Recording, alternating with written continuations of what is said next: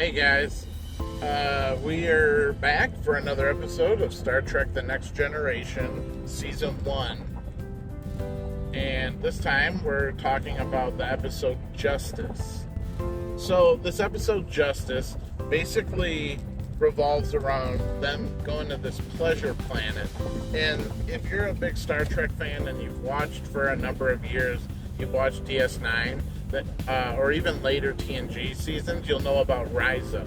And I feel like this planet is an early idea that Risa probably spawned from, where everything is, it's free and pleasure and massages and basically all that kind of stuff, where then when they find out that there's these death penalties and Wesley stumbles into this garden and there's this one spot on the planet or somewhere in the city that changes every day or every week, and if it's disturbed at all, then there's a harsh punishment, usually death, and which is absurd and ridiculous, but whatever. And so this is the conundrum that they find themselves in, because they don't want to necessarily break the Prime Directive by not obeying their laws. And once Wesley falls into it, technically he should be killed. So obviously Picard has to try to negotiate with them and all that. You're right. The concept of a pleasure planet with strict laws and harsh penalties does seem to have similarities with the later Star Trek series, such as Risa in DS9. The conflict between obeying the local laws and respecting the Prime Directive is a classic dilemma in Star Trek, and it adds tension to the episode. The situation with Wesley falling into the garden and potentially facing death for disturbing it is an example of the unique challenges the crew faces in this episode. So another point of this episode, which is, even though it's kind of all one plot, I kind of consider this the B plot, is you have the stuff happening down on the planet with Wesley and the people there. But then, additionally, you have this thing in space that kind of looks like a space station, or it's kind of half there and half not. It's almost in a state of flux. And so then they find out that this is kind of a caretaker, and he looks over the people on the planet like they're his children. And again, then if you watch Star Trek Voyager, with episodes like the pilot caretaker, are a very similar dynamic to this. So a lot of times I think in Star Trek you have a lot of ideas that are used or reused, either intentionally or unintentionally, inspiration from prior storytelling. I mean, I've seen countless Star Trek episodes that have had some kind of influence from, let's say, Twilight Zone. The way they told the story, a very similar dynamic. Yes, I agree. That's a good point about how some Star Trek episodes can draw inspiration from other sci-fi or fantasy stories, such as The Twilight Zone, and how certain themes or dynamics get reused in different ways. It's interesting to see how ideas and concepts can be adapted and explored in different ways throughout the series, and even across different franchises within the Star Trek universe. So, do you have any thoughts on this overall of the death penalty being enforced on this planet for something that seems like such an innocent infraction, for stepping over a gate and disturbing new flowers, or, it'd be like, do not step on this lawn or you'll be killed. I mean, that seems like a pretty extreme punishment for that. Yes, the death penalty seems like an extreme and unreasonable punishment for disturbing some flowers, especially considering that Wesley stumbled upon the garden by accident. The episode shows how the society's rigid laws can lead to unfair and unjust consequences. It sparks discussions about morality, justice, and the limits of obedience to authority or cultural norms. Well, there's two things I want to point out. First of all, it's really, really dumb that they would offer to play football or they throw the ball around or whatever, that they're going to do it right near that area that can't be disturbed. Like, he didn't go that much further than they started out. Like, the person overthrew it, he went to go catch it. So it's like, why would you even play in that area at all? Like, have a fortress up or something. It's like, oh yeah, this is protected. You know, if you come in and disturb it, then you get the death penalty. But like, make it somewhere way away from people, out in a desolate area or something. It just made no sense that, like, hey, they're playing ball, throwing stuff, and I tripped over this, and now you got to be killed. The other thing is that, honestly, like, there should be some implementation. Like, this to me is something that pisses me off in Star Trek. It's like, if they're gonna have things like, you know, the rules that they hold against themselves, like if they're gonna have the Prime Directive where they can't interfere, they should, when they start to make any contact with any race, if they're welcomed down or whatever, they should have something printed out or be sent up to the ship, rules and regulations of all of their stuff. Like, oh, if somebody trips over this, they get killed? Okay, well, let's make a special note of that. We can ask them where that is. Let's make sure we stay away from that.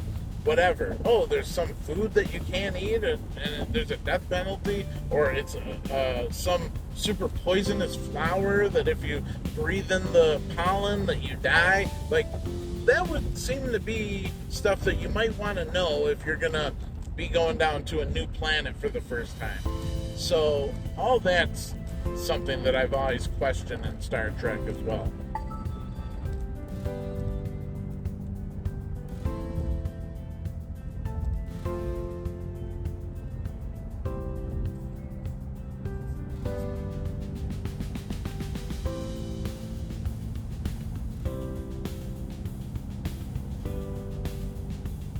So what are your thoughts on all that I just said about the fact that they have such harsh punishments, that Starfleet, when they travel to any planet, they should find out from the planet any of their rules and regulations that need to be followed so that this doesn't happen. And the fact that they were playing right in the area, right adjacent to the area that has a death penalty. It's a good point that Starfleet should make sure to familiarize themselves with the laws and regulations of any planet or cultural they visit to avoid situations like this. It seems that in this episode, the crew may have been too lax in their awareness of the local customs, leading to the extreme consequences on the planet. The situation highlights the importance of cultural sensitivity and understanding when exploring new worlds.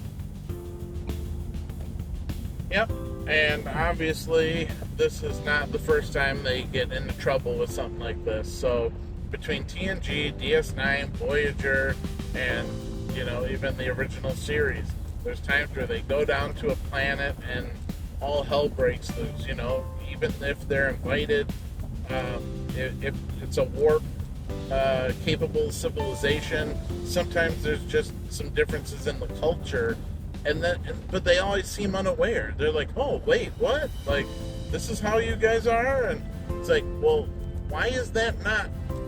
I don't understand why that information is not shared between the two before they even encounter the other, you know, before they beam down. Hey, send us all your super important rules and laws. So with that being said, I think we will sum it up there. We talked about most of the main things. We didn't really go into a lot about the being in space, the kind of God being, the caretaker, so to speak. But all I'll say is that, I mean, the effect looked pretty good for the episode, I think, for the time. And I'm sure it was cleaned up in the upscale version, you know, digitally enhanced and with new computer effects and stuff, digital effects. And for the Blu-rays and stuff. But still, it was interesting that, now you put additional stakes of like, Picard, can he just take Wesley, or is he putting the whole ship in danger because of the fact that, that's the case, that because they broke one of his laws, and that if the caretaker wanted, he could destroy the Enterprise or prevent them from leaving somehow. And so then it becomes the old story, kind of like Star Trek 2. The needs of the many outweigh the needs of the few. And so you're asking, Dr. Crusher and Wesley to allow him to be killed for the safety of the Enterprise. And of course, Picard breaks the Prime Directive and takes him. And then I think finally, in the very end, I can't remember, but the caretaker says, just go and don't come back, or something like that. So, but anyway, it's a decent episode. Definitely hints of Risa from later on, and I think this is probably where they got the idea. Risa doesn't seem to have any of the laws that, where if you do this, they kill you kind of thing.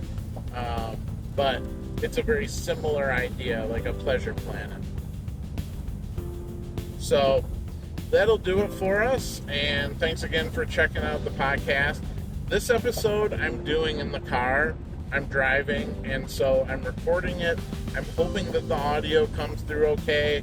I've had it cut out a couple times. I may have to do some edits, but hopefully with a denoise filter, it won't be too loud of background noise, and I'll see how it goes. If it's too bad, I'll re-record it or re-upload it. So, as always, like, share, subscribe. I really appreciate that. Talk to me in the comment section. Leave some comments on what you think about these podcasts. What are some of your favorite episodes? Is there any episode that you're really looking forward to hearing our thoughts on, or our review on? And how do you guys feel about like DS9 and Voyager? Because there's a chance that maybe I would do DS9 at the same time. Like, I just, take 1 week and do like 3 or 4 episodes of DS9, and then pick up on TNG where I'm at, and maybe even throw in some Voyager.